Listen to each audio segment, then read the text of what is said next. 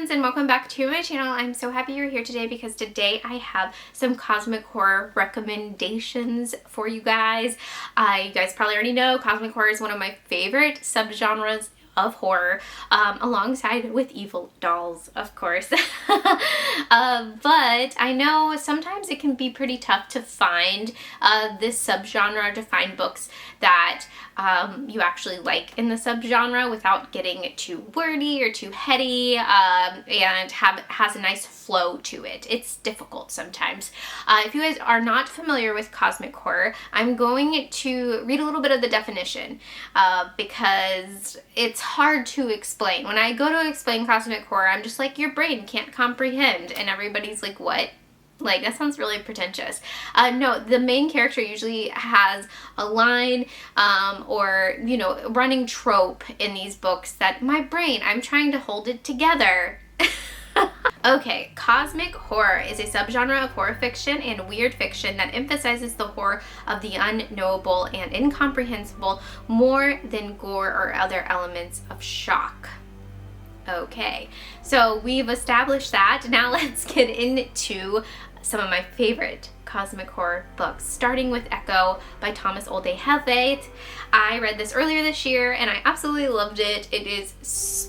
It's spectacular. I would love to see a movie or a show of this be adapted. That's how I usually know I love the book, is like I would sit down and watch 9 hours of a show dedicated to this.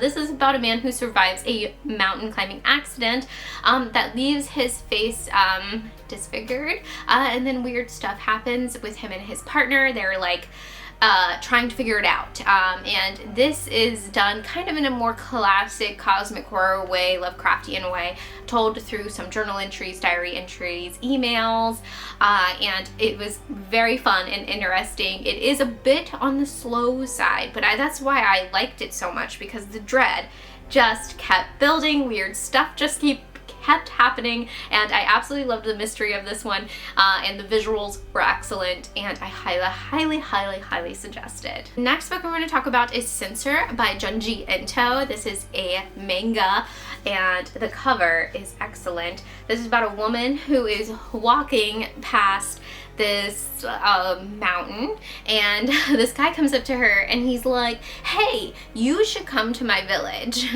I'm not sketchy at all. And she ends up going to this village, and it seems like they were waiting for her, and they worship this volcano that spews like weird stringy cold stuff, but you know, the people of this town, they're up to no good, pretty much, and that is all I'm going to say. Because this is very short and it is a manga. Just trust me, you will enjoy it.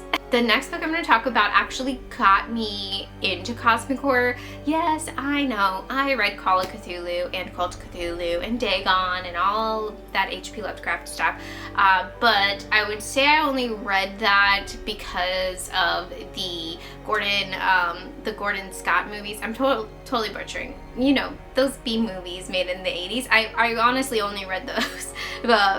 Yeah, because of the movies. Anyways, The Ballad of Black Tom by Victor Lebel. I read this a couple years ago when I started my channel, and I absolutely loved it. This is a retelling of the story of Red Hook from H.P. Lovecraft, and we follow Black Tom, who is a musician, and he ends up having to run like a task, like delivering a book to this place in Red Hook, and that is all I'm going to say about this one, because it is very short, and I reread this one this year and I still loved it. I gave it 5 stars again, and I'm not a huge rereader, but I found a lot of joy in rereading this one. This is a great revenge cosmic horror tale, and I'm giving myself goosebumps right now. Whenever I give myself goosebumps, I'm like, I know it's good. And I highly suggest. It's a very short, fun read, and the ending is so good. It's so good. Black Tom is one of my favorite characters as well, and mwah, chef's kiss. wonderful. The next book I'm going to talk about is This Thing Between Us by Gus Marino. This is a very short little cosmic horror trippy dippy book, as you can tell from the cover. This is a grief horror book it starts out as, and then kind of goes into paranormal, and then gets into some cosmic horror in the end there. I really like the journey the main character goes on in this, and it was very intriguing. I think I listened to this in a day. I was like, what is going on? I was so incredibly freaked out at the beginning of it, and the writing is absolutely gorgeous, and what happens is wonderful, and don't sleep on it, go read it. The next book I'm going to talk about I also read this year, and I absolutely loved this story, and that is The Worm and His Kings by Haley Piper. And again, I love this cover. This cover is amazing. And this is about a woman who's looking for her girlfriend in the subway, in the sewage tunnels, subway tunnels of New York, the New York Underground in the 90s. And it talks about their relationship in this. It kind of has a little bit of romance in it. And there's a cult she ends up bumping into in the underground, and the way music is used in this I thought was really interesting. I've never really seen that done in a book, or like it translated really well. It was very creepy. I could hear the music in my head, and I was like, this is so eerie and creepy. And yeah, I absolutely loved it.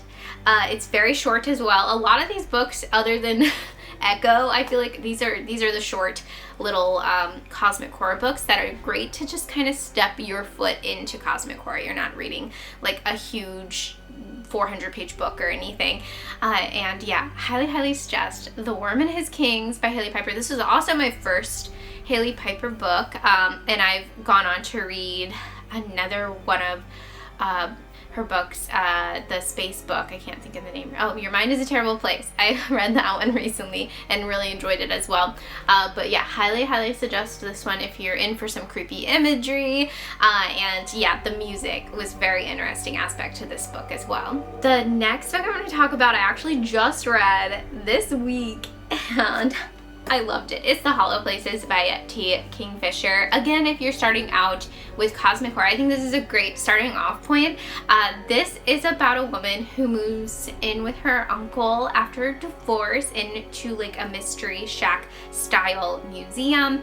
It's called the Wonder Museum in like a small town in the south, and her friend discover a very long tunnel on the second floor of this shack, and that is all I'm gonna say about this one, because it is so funny, it's so wild, it's so disturbing, and I had so much fun reading it. I read it in less than 24 hours. I'm pretty sure I started this on sprints one night, and then the next morning I was just like flipping the pages. I flipped these pages so fast. I'm surprised the book didn't catch on fire, honestly. I had so much fun with this one. And I do know it's available to listen to on Scribd as well. I didn't listen to it, so if you guys have listened to it, let me know how the audiobook is. I'm always curious. But I absolutely loved it. I read The Twisted Ones by T. Kingfisher, and I absolutely loved that one as well. That one has my other favorite subgenre in it, creepy dolls, and is more of like a folklore horror. But highly suggest The Hollow Places. And yeah, I didn't really want to hit upon the cosmic horror in this because it's just so weird and disturbing. You have to experience it yourself. Next book I've talked about a lot on my channel as well. Maybe not so recent, but earlier this year it definitely made my top 22 list, and that is Revival by Stephen King. This is kind of like a memoir. This is kind of like an autobiography style written. You just get the point of view of one guy in this, and he's telling you about something kind of strange that happened to him starting when he was a kid with a new preacher moving into town. Nope, it's not what you think. It doesn't go there. It's definitely hinted upon in this though. And then how he kind of bumps into this guy over and over again throughout his life, and the last time he bumps into him, it's like he hit a very low point in his life, and he bumps into him again and he helps him out, and that is pretty much all I have to say about this. This deals with grief a lot too, like a grief horror type of obsession horror, which I really like obsession with cosmic horror as well. And kind of like a mistake, like, you know, where your obsession leads you to making a lot of mistakes. I'm being very mysterious about this, but I feel like everybody knows this is Stephen King's other cosmic horror other than the Mist book. This is a very emotional book. The beginning of it is pretty rough, and then it just gets rougher. This ending absolutely terrified me. This ending is way scarier, I think, than Pet Sematary. This book terrifies me. It's utterly, like, I think about it every single time at night when I can't sleep. If I can't go to sleep, I'm thinking about the ending of this book, and I tell everybody that, and they're like, oh, that's funny, and I'm like, no, like, I'm scared.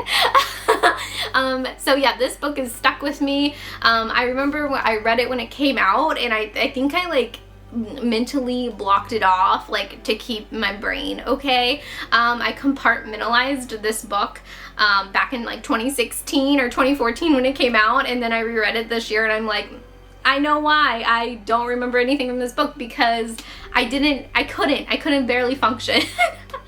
But highly suggest reading Revival from Stephen King. I think this is a underrated book. Nobody really ever talks about it out of the King books, and it's one of his, like, I guess, newer books. It came out in 2014, as I already said, and yeah, it will, if you don't want to be okay, I highly suggest this book. And we're gonna end on like a really fun, like, happy cosmic horror note with N.K. Jemison's The City We Became. I absolutely loved this book when it came out. I still have my tabs in. Like, as you can see, I started tabbing and then just got caught up in the book, and it's so much fun. I think this is supposed to be a trilogy, and I'm not sure if the second book has come out, honestly, because this is more fantasy, like dark fantasy book, urban fantasy, yeah, so I'm not sure if the second one has come out, honestly. I doubt it, but let me tell you, this book is so much fun. So basically it's about different boroughs of New York City and how they have to team up and protect the city from a big baddie. As you can see on the cover, there's like, I don't know if it translates across the camera, but there is tentacles like coming out of the water, and it is fantastic. I had a lot of fun reading this. I read it a couple years ago. I think it's time for a reread. If you're looking for, you know, new to cosmic horror person, I highly suggest this one. If you're into fantasy, I suggest this one. If you're just in for a good time, I suggest this one. And yeah, I absolutely loved it. And I'm sad I don't know if there's gonna be any more or not, for sure. I'll put in the description box down below if there is a sequel or there's a planned sequel or something to this, because it was a ton of fun, and yeah, I highly suggest, if alone, just get it for the cover, honestly. And I'll show you the spine of it is really cool, if I remember too. It has a little tentacle on the spine here. Yeah, I absolutely love this book and highly suggest it. So those were some cosmic horror recommendations. Let me know in the comments down below, have you read any of these cosmic horror books? Are you intrigued to read any of these? And you guys have a great day. Bye.